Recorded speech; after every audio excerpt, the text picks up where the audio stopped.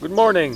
First of all, I hope you all had a nice Easter and an Easter holiday together with the family. We had our family here for a week, so they left yesterday. And for today I'm gonna make a small video just to update you on what's gonna happen next, because sometimes it's not always clear. And you've seen me 4 weeks now doing my, or 3 weeks I think, yeah, 3 videos redoing my sewage pipes and my rainwater all around the buildings. First of all, we're now up. The old barn and new barn are there. The slope and the parking lots are down there. This is all the soil. This is gonna get spread out here very soon, so we can finally get our solar array set up. So that is the yellow clay soil. So we're gonna scrape off all the good soil, so we reach the same type of soil, and then we're gonna put that one on. And all the good soil that we gather from here, there's a little pile next to me, is all gonna go to our garden, where we're gonna heighten it up a little bit, but I'll show you in a bit. So basically this is gonna get cleaned up. It has already been cleaned up a little bit. That's for next video. That little forest on the back, that stays. We're not touching it. South is that way, so if you have solar panels that way anyways, and we don't have any big trees in front, so this is an ideal location.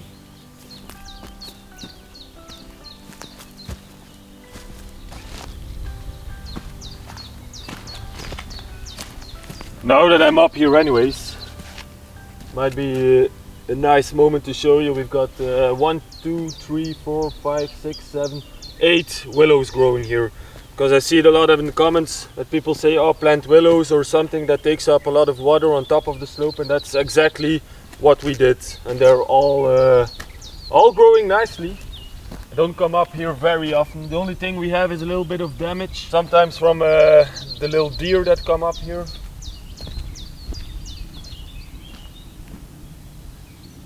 They seem to be doing well. There's one that is a little bit too damaged, I think. Keep an eye on it. We can always take off a new cutting from another one that has taken and just plant it again and try again. But the other ones there at the back are a little bit bigger already, and the deer are not touching it, or I think the bark is already more stiff, so they can't eat it.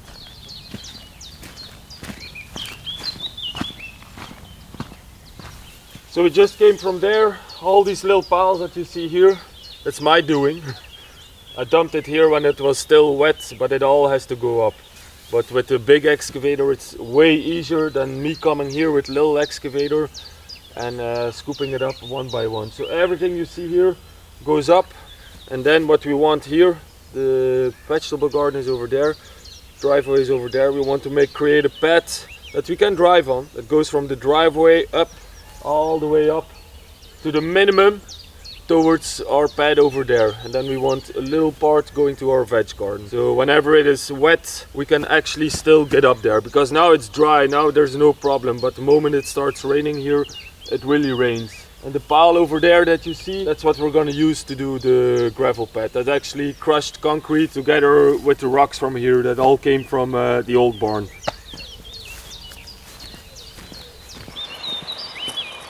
Alright, so here we have the moats or swale or whatever you want to call it, or open drain that goes around. You need to be able to pass here, and that's why I bought one of these.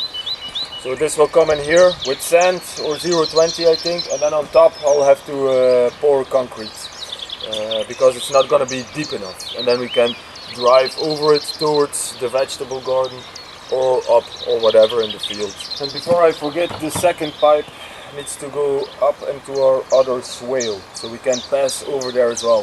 In the beginning I was thinking to just leave it like this because you can traverse it. Now it's been 4 or 5 weeks almost dry and it's still very boggy, so we need to put one of those pipes in so we are able to cross it properly, because else we'll always be stuck in the mud or making mud onto our path. That mountain needs to go up, that mountain behind it needs to go towards the driveway, and then we have a mountain of stones. I'll show you. So here we are next to the chicken coop. This pile of stones, same idea, use it as the pad to get the big ones out. The pile of rubble behind me, that is going away.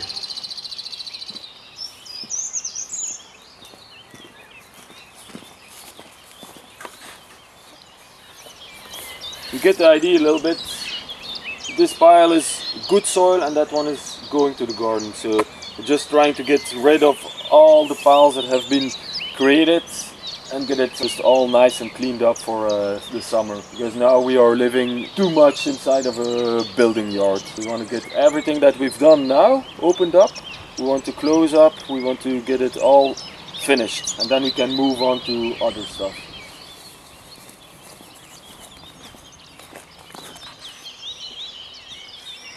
Next up, this is one of the bigger projects as well, but we want to do it this year, is to make from this side downwards the pond, but a smaller pond, not a big pond. So we have rainwater and drain coming out of there, and rainwater and drain coming out of there.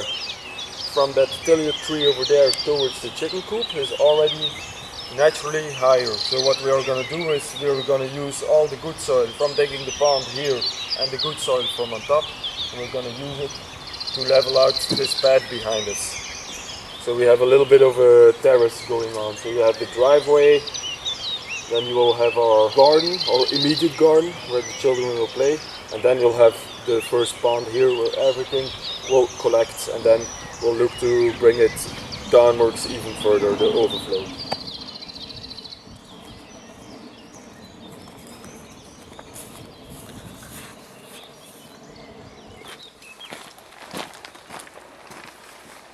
And our biggest project, the barn. So, I don't know if I can say, but at the moment it's the bane of our existence. Do they say that? We had someone who took off the roof, but in the end it wasn't the right person. Let's keep it short and simple. But we are left with a roof with the tarp on, and not a very good tarp. Then we started searching for other people. There was one that even made a price offer, everything included.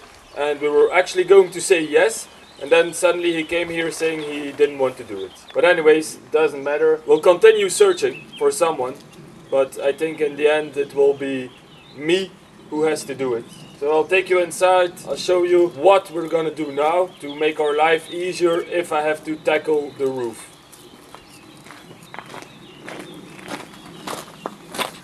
To put it simple, to my right, that is the newer side of the barn, which is in a good condition. To my left is the older side of the barn, which is in a lousy condition. Because that corner behind, there was always water coming through the walls. There was, like in the beginning, if you look at our first videos, the first winter, there was just rivers coming through. So what does that mean? These old walls, they are not made with cement or something, so they are made with just like the clay that I find here in the ground. So that all has been washed away over time, so the walls started settling. So that big back wall, it's difficult to show you this, but I'll put it against the wall here. I don't have my level now, but this is somewhat straight. Can't look all the way up, but I'm pretty sure at the top we're easily talking a meter or even more that it's out of plumb, and that's just way too much. You gotta remember, we'll be adding a floor on this wall. We're adding a lot of weight extra. The roof will have to carry extra weight. So this is just not, well, in my opinion, it's not safe. We've had people here saying, oh, leave it like that. Maybe if you put cows in here, but I wouldn't even put cows in here. And then that back wall is also leaning out that way. It's difficult to show you as well, but this wall just underneath is carrying the weight and is staying. And here next to it is just going backwards, so it is falling. And it's actually a lot if you look at it. It's not a pretty sight to see it. It's very difficult to show you on camera, but between this and this we're already talking 20 centimeters. And the only reason this is staying a little bit is because of the weight of the roof that kept it in check. So not a very good situation, not at all. So we need to address that, and I think the only way to address that is actually to take them down, pour a new foundation, put a modern block on the inside, and then on the outside reuse the old stones so you have a facade in front. I looked at redoing them completely like the old days, but for one person that's just too crazy. It's just too big. I'll be lifting stones for months and months and months, and this project will not continue. In the old days they had probably 10 people that came here, People didn't cost that much 200 years ago, and they just stacked stones all day long. If you have 10 people doing this, it goes fast. But anyways, that's the old part. That's why the beam is broken over there. That wall can stay. I think it's in a good condition. I think if you maybe pour foundation underneath it, underpin it, that it can stay. So if I have to tackle this roof alone, like it is now, it's too high for me to work on it alone. So what I want to do, all the wood is ordered, is I'm going to put my platform in already. This beam stays. I'm going to put 2 beams next to it. LVL I think it's called. So it's that engineered wood that's glued together to each side of it. And then we're going to use threaded rods through the beam to hold it all together, and it's going to give this beam a lot more strength. Then underneath we'll put a post as well, so that should be able to carry more than plenty. On the other side we're going to put an LVL as well, and then we're going to put LVLs in between. That A-frame that you see over there with the beams coming down, we're going to put an LVL on either side of it and then bolt it together, but we're going to leave the part that comes down. It means that I can remove the other part here. Same on the other side, 2 LVLs, so that I can make a floor in here as well. Then this good part of the barn will also, because of the floor, be pulled together. And then for me, it's a lot easier to do the roof. And I have some new tarps, good tarps, that we're going to put on top. If I put my floor in, it doesn't get wet all the time. And in the meanwhile, I hope we can find a roofer. That would help me a lot, because it is a lot of work. I have a lot of work to do outside, and I have a lot of work here.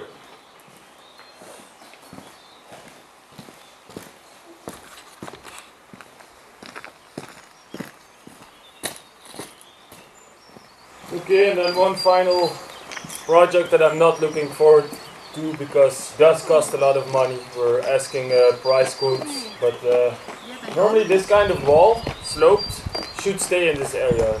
Excavator guy told me to not worry, but there's too much water coming to this point and it just erodes it all the time and it's caving in.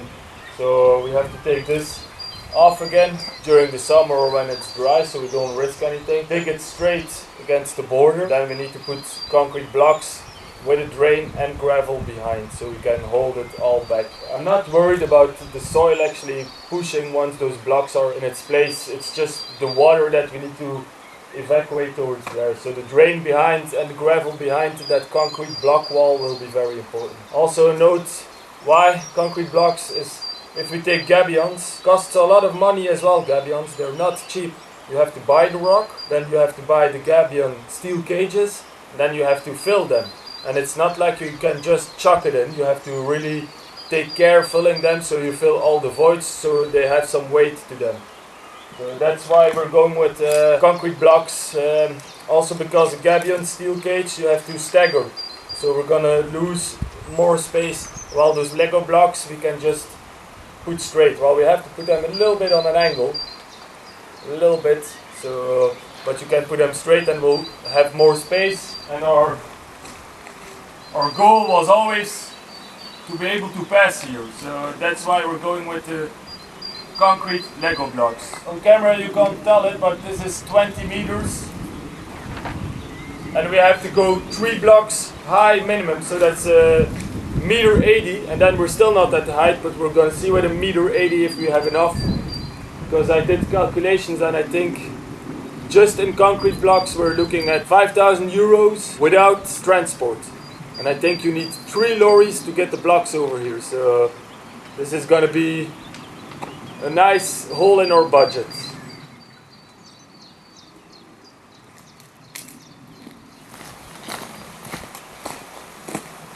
And then we've come almost all the way around, I think.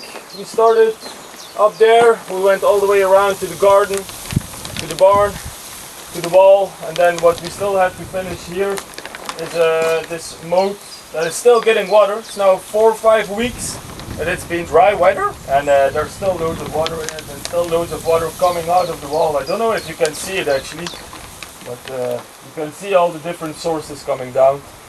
So what we need to do here is still dig this part a little bit of the moat, and then we need to fill the moat with rocks, but open rocks, not this 060, not with the dust in between, because I want the water to move freely in between.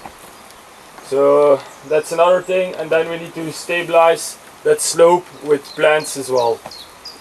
We're looking, but it costs a lot of money because it's quite a big slope.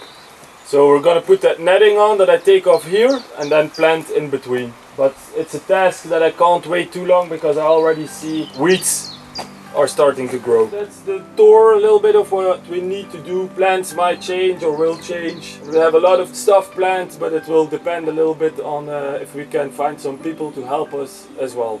Like with the roof, if we find a roofer that gives me more time to do other projects.